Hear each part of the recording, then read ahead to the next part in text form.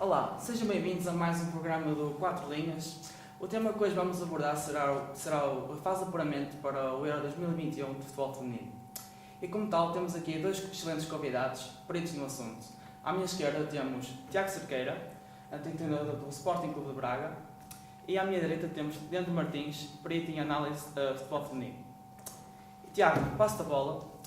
Tiago, no último jogo de Portugal, de fase do apuramento, Portugal jogou contra a Albânia e o jogo relava-se um jogo mais fácil do que previsto. Portugal apenas ganhou 1-0 e foi com um gol logo aos 16 minutos, marcado por Jéssica Silva. O que é que achas, na tua opinião, que dificultou o jogo? Já agora, obrigado pelo convite, Pedro. Acho que Portugal teve uma primeira parte muito forte, um grande gol de Jéssica Silva, aos 16 minutos. A segunda parte não foi tão boa, acho que o treinador Francisco Neto não teve muito bem, recuou muitas linhas e jogamos muito defensivamente. Acho que podemos ter apostado mais no ataque na segunda parte, tínhamos equipa para isso, somos a melhor equipa. O Francisco Neto decidiu jogar pelo seguro e apostar na vitória por um gol só. Mas acreditas que Portugal teve mais mérito defensivo do que mérito ofensivo? Acreditas que o jogo passou por aí? Acho que a Albânia não teve forte defensivamente, Portugal é que fracassou no ataque, sinceramente. Então acreditas que Portugal baixou as linhas? Sim. Quando pensava que o jogo estava controlado. Sim. E baixou as linhas? Portugal tem muito Achas que a estratégia de Francisco Neto passou por aí? Por baixar as linhas logo a seguir ao Sim, não quis arriscar. Sim, até porque era um jogo fora. É um bom resultado. Ok. O próximo jogo da seleção portuguesa, teoricamente, irá ser muito mais difícil do que o jogo contra a Albânia. Será contra a Finlândia. Seleção que já leva um jogo a mais que Portugal e nos dois jogos anteriores jogou igualmente contra a Albânia. O primeiro jogo ganhou 8-1 e o segundo jogo ganhou 3-0. Tiago, na tua opinião, achas que este jogo irá ser teoricamente mais difícil do que a Albânia? Sim, de longe. Acho que o resultado 8-1 é um resultado assustador para qualquer equipa. Mexe no teu psicológico. Acho que Portugal vai ter um jogo muito complicado. Acho que é possível a vitória, mas acho que a Finlândia é a favorita. Tu já levas experiência dentro das quatro linhas, ou neste caso fora. O que é que achas que... Como irias preparar a tua equipa se fosse enfrentar a atual líder do grupo? Acho que apostava no contra-ataque. Temos de jogar defensivamente, ou seja, o melhor ataque do grupo. E sim, temos boas defesas, temos um bom meio campo também e é apostar no contra-ataque. Mas consideras que a seleção finlandesa leva vantagem em relação à seleção portuguesa pelo facto de levar um jogo a mais já e já está no primeiro lugar? Claro. A equipa está com o moral em alta, são duas grandes vitórias. Acho que eles vão querer mostrar que são os favoritos do grupo, vão ver como que têm, querem ganhar e Portugal vai ter que jogar defensivamente. Acho que não estamos a par.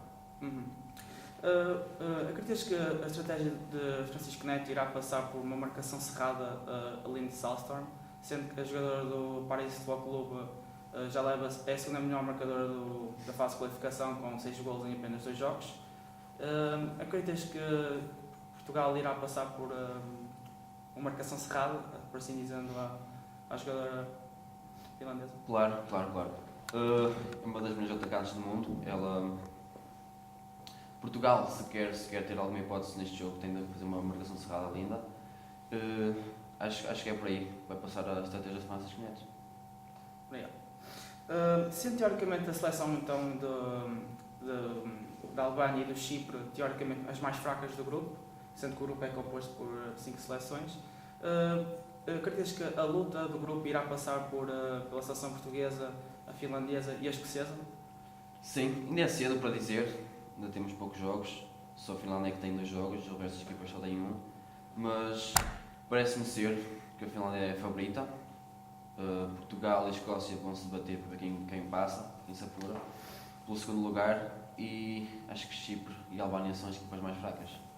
Então acreditas que a luta será entre essas 3 seleções? Sim, Albânia, Finlândia e Portugal. E, na tua opinião, a seleção que leva vantagem em relação às outras é a Finlândia? Ainda é cedo, mas acredito que seja a Finlândia. Obrigado, Tiago. Leandro, passo-te agora a ti a bola.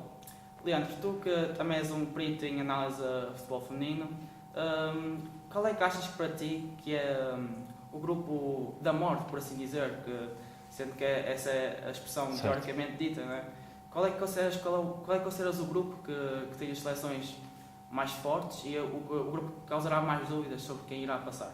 Muito bem. Primeiramente quero-te agradecer por estar aqui presente neste programa. Referente aos grupos, existe muita qualidade em termos de seleções, existem vários grupos bastante competitivos. Na minha opinião, o grupo G, composto pela França, Áustria, Macedónia do Norte, Cazaquistão e Sérvia, é um grupo bastante competitivo. Tem duas seleções que, para mim, a França sendo candidata principal ao primeiro lugar do grupo, e depois a Áustria, também uma seleção muito irreverente, com boas jogadoras. A França tem vindo a crescer muito ao longo dos anos e será para mim a principal candidata neste grupo. As outras duas seleções, a Sérvia, a Cazaquistão e a Macedónia do Norte, são seleções em termos de capacidade a outro nível de futebol feminino, apesar de que acredito que possam vir a surpreender. A França chegou aos quartos de final do Campeonato Mundial de Futebol Feminino em 2019. Podia ter ido mais além, na minha opinião, tem bastante qualidade. Referente à Áustria. A Áustria defrontou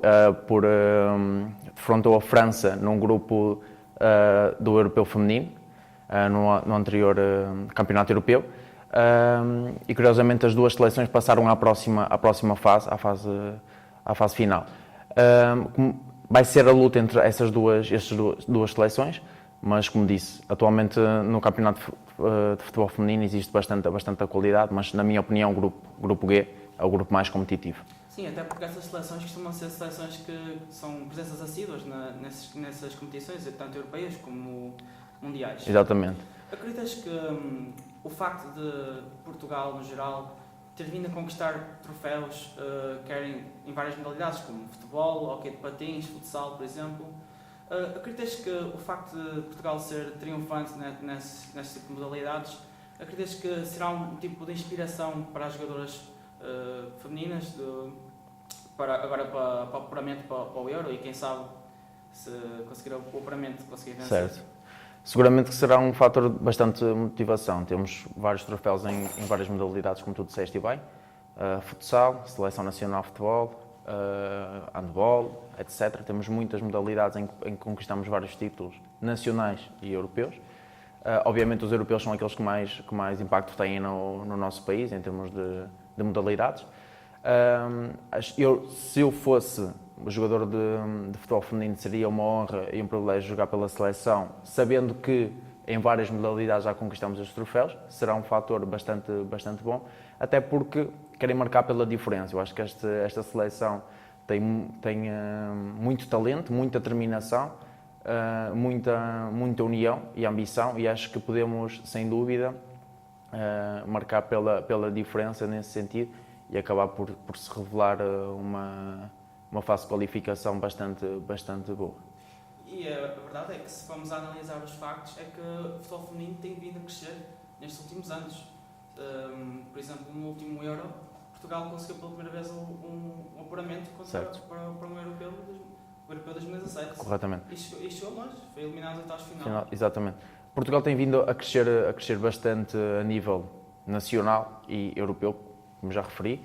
Tivemos pela primeira vez uma equipa portuguesa, Sporting de Braga, a chegar à fase de grupos da Liga dos Campeões, o que acaba por ser bastante benéfico para o ranking português a nível de futebol feminino.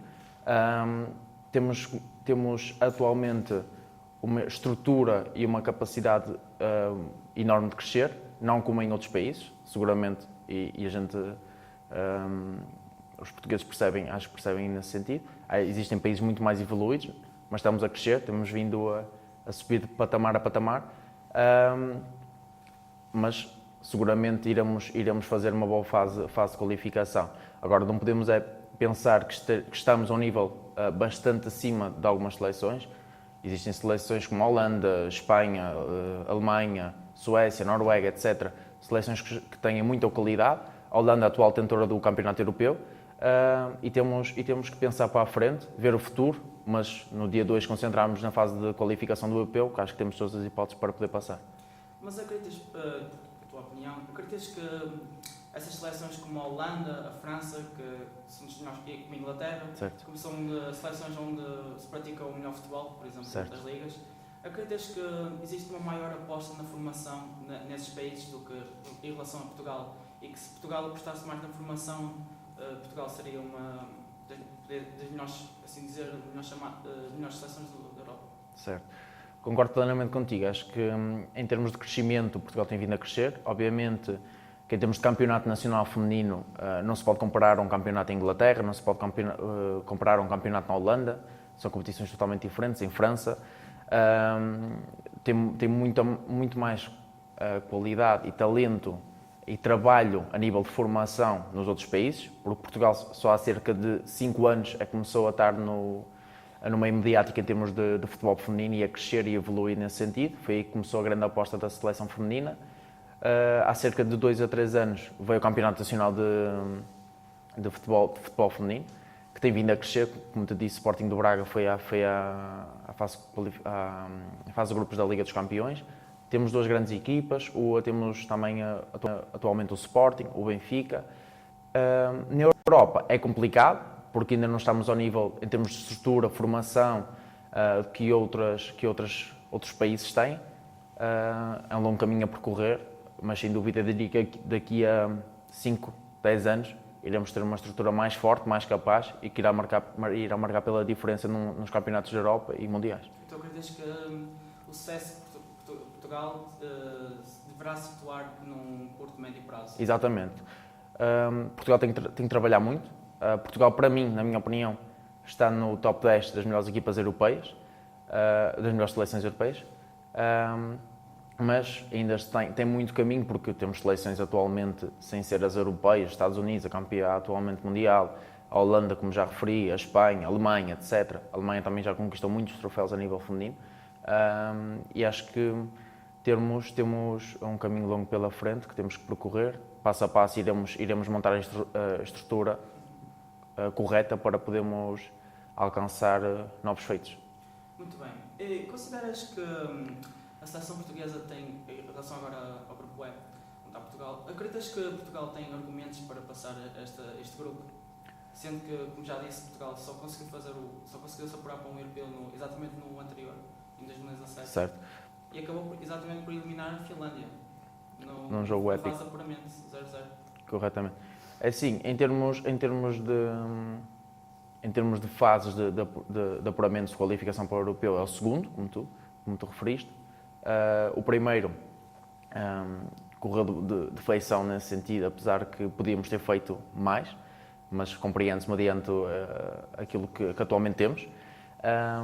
Nos dias de hoje, temos seleção, como o meu colega de painel Tiago já referiu, a seleção da Finlândia, que é uma seleção muito forte, atualmente, na minha opinião, tem jogadores com bastante qualidade, jogam futebol muito com pressão elevada, linhas altas, um futebol de ataque. Referente também aqui ao Grupo Portugal, temos a Albânia, onde já ganhou por 1-0 com o gol da Jéssica Silva. Podíamos ter feito mais também nesses jogos, mas creio que aqui a luta será também entre Portugal e Finlândia. Tem o Chipre, que é estreia atualmente no Campeonato Europeu de Futebol Feminino e que também tem uma boa equipa, apesar de ser um futebol, diria, mais rudimentar do que aquilo que atualmente se é visto, mas nunca se sabe. No futebol acontece tudo e acho que Portugal está num grupo competitivo, mas seguramente com diria, 3 a 4 seleções que podem lutar pela próxima fase. E também tem aqui a seleção da Escócia, que tem uma grande seleção, que em 2017, no Campeonato Europeu, conseguiu aqui chegar mais longe, exatamente. E teve um grupo difícil na altura, até com a França, teve um grupo bastante difícil e mesmo assim conseguiu passar à próxima fase, por isso seguramente é um grupo bastante competitivo. Mas para ti, quais é que consideras ser os jogos mais difíceis agora neste grupo E para Portugal e os jogos fundamentais para que Portugal consiga pontos? Os jogos mais difíceis para mim será contra a Finlândia e contra a Escócia. Finlândia, como já referimos, é uma seleção bastante capaz, com muita qualidade. Além do mais, Portugal no último encontro épico, que tivemos a perder por 2-0 e acabamos por ganhar 3-2 com um hat-trick da Cláudia Neto, que acabou por chegar à fase de qualificação do antigo europeu de 2017, ou seja, foi um jogo muito importante para nós.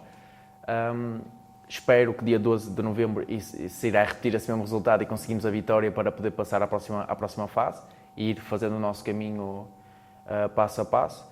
A Escócia, desde há muito tempo que tem-se vindo a revelar uma boa seleção. A atual treinadora da Finlândia foi a antiga treinadora da Escócia no Campeonato Europeu de 2017. Orientou a Escócia, sendo que a Escócia não conseguiu chegar aos quartos de final. Mas, como eu disse, tem uma qualidade e em termos de nível competitivo e maturidade nestas competições, obviamente são seleções que acabam por ter muito mais maturidade, mas também temos que olhar para nós, porque também somos uma seleção que já vai no segundo Campeonato da Europa e, por exemplo, o Chipre atualmente é a primeira vez. Ou seja, temos que também pensar que já temos não muita maturidade, mas qualidade e capacidade suficiente para perceber o que é que podemos fazer e o quanto podemos chegar mais longe. Ok. Muito obrigado aos dois. Muito obrigado por terem vindo hoje. Connosco é tudo e até uma próxima.